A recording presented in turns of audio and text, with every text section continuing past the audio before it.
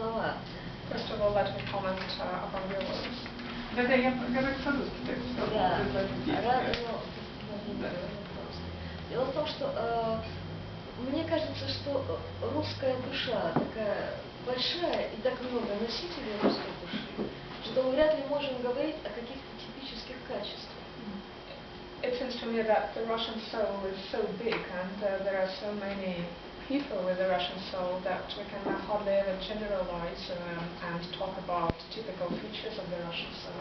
Мы можем говорить о каких-то региональных особенностях. Я могу рассказать, например, об уральском менталитете. And we can even talk about some regional features of the Russian soul. For example, I can tell you about these features in the Urals. Мне кажется, что русские состоят из очень многих народов.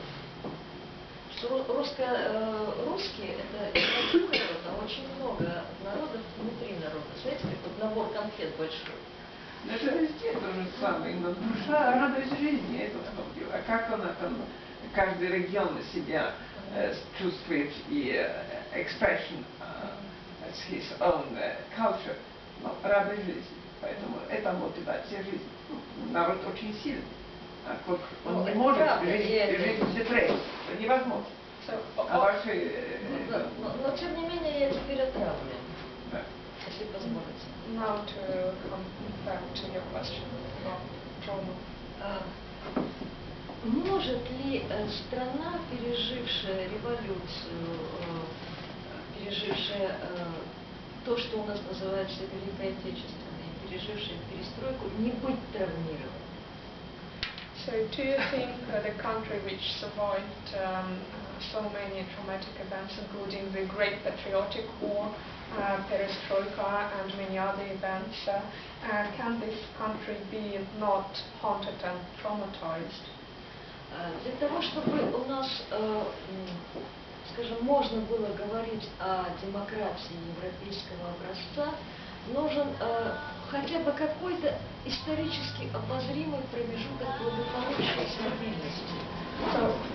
So that we can be able to talk about the democracy in a Western understanding of this word, I think that there should be a period of well-being in the country, at least a short period. Вот я сейчас расскажу смешную историю тоже про президента. I'm going to share anecdote about the president with you. Это не анекдот, это реальная ситуация. This is a real situation. Вот. Дело в том, что президент Путин, когда он еще был президент, решил встретиться с молодыми писателями. When President Putin was in office, he decided to meet up with young writers. И половина там этих молодых писателей была лауреатами и финалистами дебюта, мы готовили эту встречу. So half of these writers were winners and finalists of the debut prize, and we were preparing this meeting with President. И после того, как эта встреча произошла, президент отдал распоряжение, Путин, одному из, так сказать, близких своих друзей, приближенных людей, некоему Руднову, о том, чтобы этот Руднов помог молодым писателям создать, ну, что-то вроде комьюнити.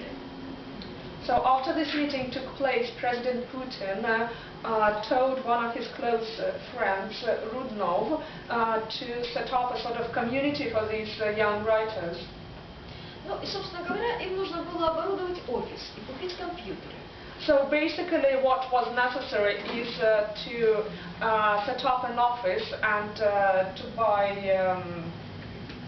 office things. Мы помогли ребятам составить смету и заложили, ну, определенную разумную цену на эти компьютеры. So we created the budget and we helped these writers to calculate some reasonable expenditures for these computers. И этот господин Руднов сказал следующее: нет, они сейчас купят самые дешевые компьютеры, а остальные, разницу положат себе в карман. And ну вот мы, писатели. And Rudnov said the following, that no, we are not going to do this because these writers are going to buy the cheapest computers and put the difference in money in their own pockets. То есть он начал помогать русской литературе с того, что, не дав еще ни копейки, обвинил писателей в воровстве.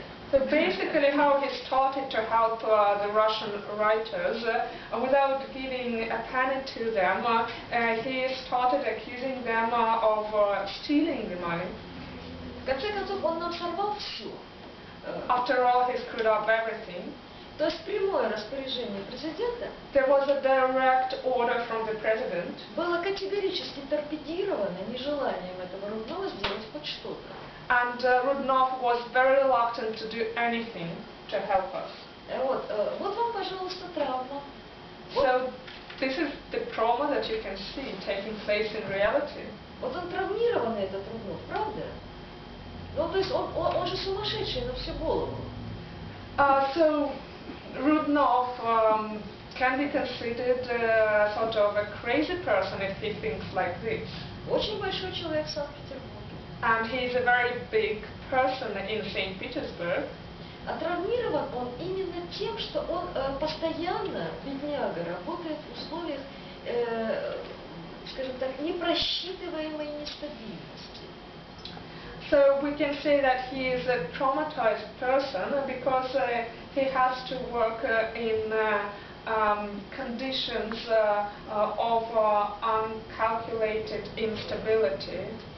И он предпочитает рассчитывать на вариант самый худший. So he thinks about the worst case scenario. И поэтому, но рассчитывать на самый худший вариант – это непродуктивно. But it is not productive to do it. И в результате очень многие, даже благие пожелания власти, оказываются абсолютно невоплощаемыми. So even the best wishes and the best initiatives of the authorities sometimes remain without being put into effect. They remain in papers only.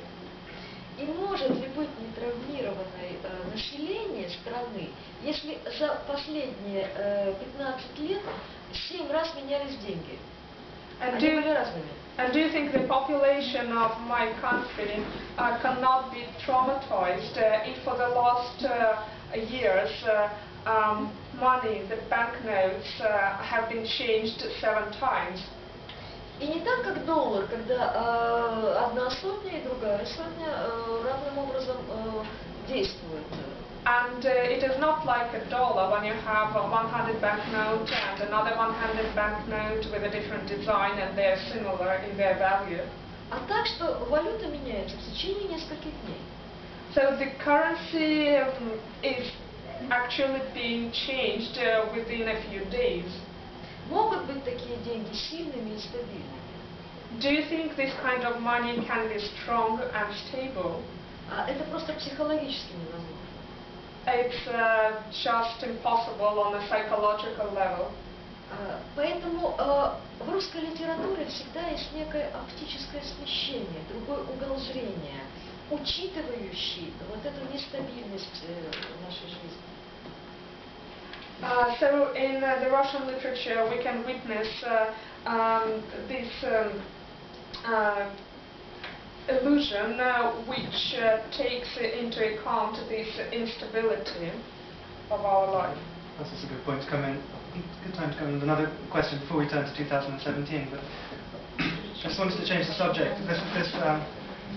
This is obviously a novel about, in Russian literature has had many novels about fathers and sons.